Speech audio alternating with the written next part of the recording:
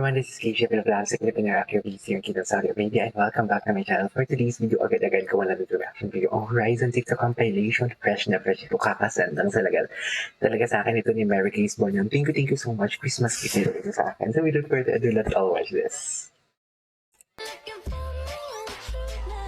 When Tilo didn't expect it. Actually, totoo. This opportunity, sila. last year pinapangarap lang namin na baka makapanood Ay, ng grabe screen. idolo namin. Last year pinapangarap lang namin na baka Uy, grabe. Uy, nagtatagalog ako. Mga Pilipino sila mga be. Ay, hindi nila alam. Hindi ko alam. Hindi nila alam na Pilipino. Nagtatagalog sila. Nagtatagalog sila. Hindi nila alam na Pilipino.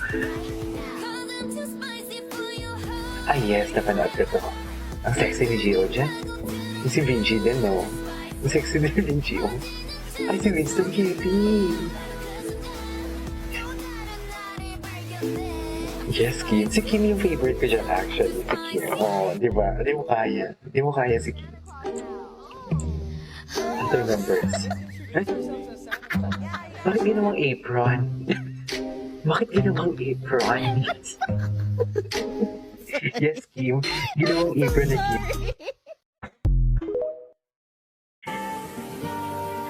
Okay. Ang gwapo ni Gio, no? Ay, nag-modus siya, Gray.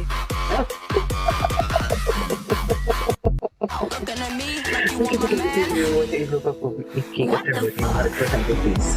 Tell us yan. At bakit? Tabain ba si Kim? Mabilis bang tumaba si Kim? Uy! Gagigs! Gagigs na Mister. Ito. Cutie.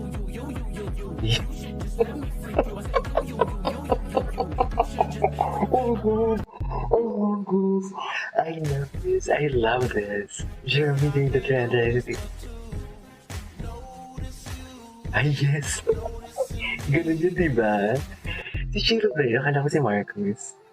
Okay, what's next? Ay. Oh, tigilan niyo ako, Marcus. Pili ko nga ba yan sa record ko na talaga si Marcus. Hindi ko na napapansin si Kai minsan. Aminado naman ako. Sana all kayang yumuko na ganyan.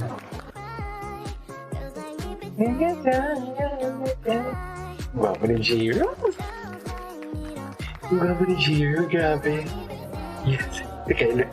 Si Kyler. Hindi ko kaya yung sayo ni Kyler. Hindi ko kaya ang sayo ni Kyler. Okay, tapos na. In the world of voices. Saudi Boato. Bakit ganun si Kyler dito?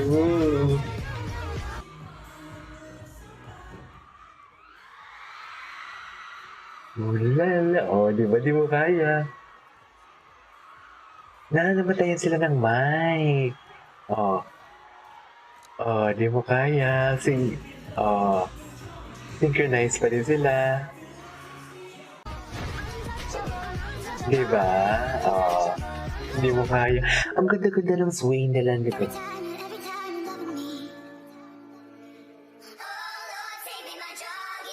Ano yung nahulog? Jiro Wiso. Oh, yes! Ang galing talaga ni mag-edit ni Grace. Kay Grace ba to? Ano yun? Winston. Okay.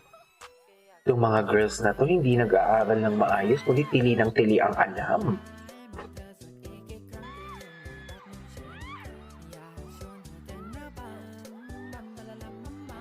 Mainit ang ulo ko. Ayoko na, guys. Naselos ako. Kyler having a hard time. And there's a Marcus. Ay, di ba yung pinaka-close ni Kyler is si Marcus? Tama ako. Tama ba? Parang, tuloy pa rin ang ligaya kay Kyler. Ay, ito ay July, gusto ko to. Ginagawa pag may nasi-CR na member. Mm. I don't know why he does that. When someone feels like they want to, when they're filled, he always does that.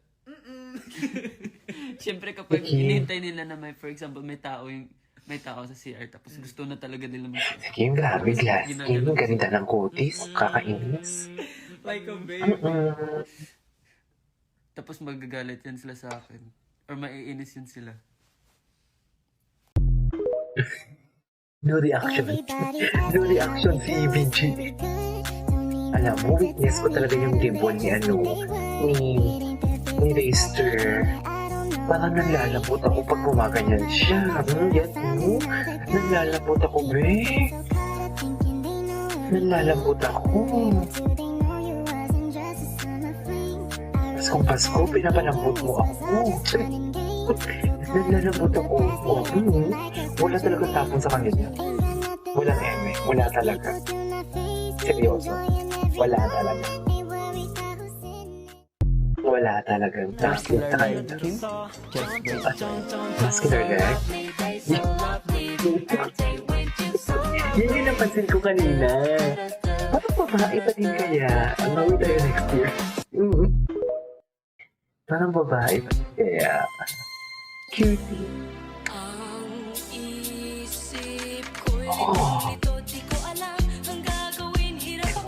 Iba din nararamdaman ko kay Winston Bailey. Naaagaw ni Winston. I have to be honest with you, yung pwesto sa puso ko ni Kyler and Jerome, naagaw talaga ng Winston and Marcus. Walang eme. Nag-swerve talaga ng literal. Nag-swerve talaga ako ng literal. Feeling ko OT7 ako, feeling ko. Grabe na, no? Grabe. Grabe, no? Grabe. Sila na sunod talaga ng green. Kilig na kilig ako kay Marcus, Diyos ko. Kilig na kilig ako kay Marcus. Of course, Benji. The Prince of Aura. Iba talaga siya.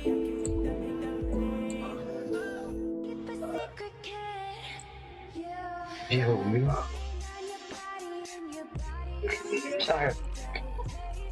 Charles. Hindi sa music lang yan. Pinipigilan kasi minor.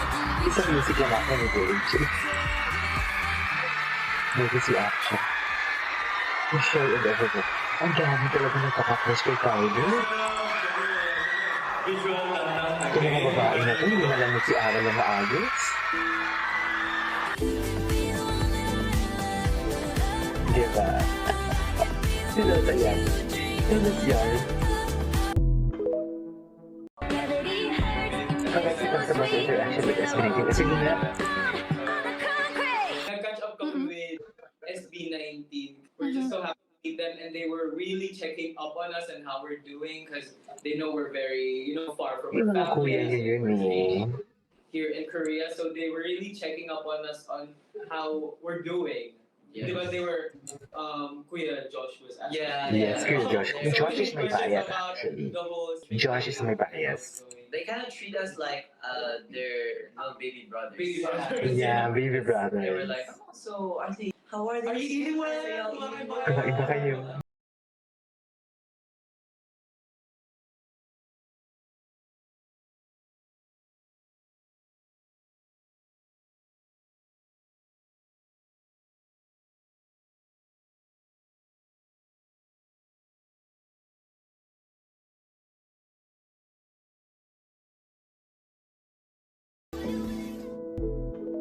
Okay, what's next?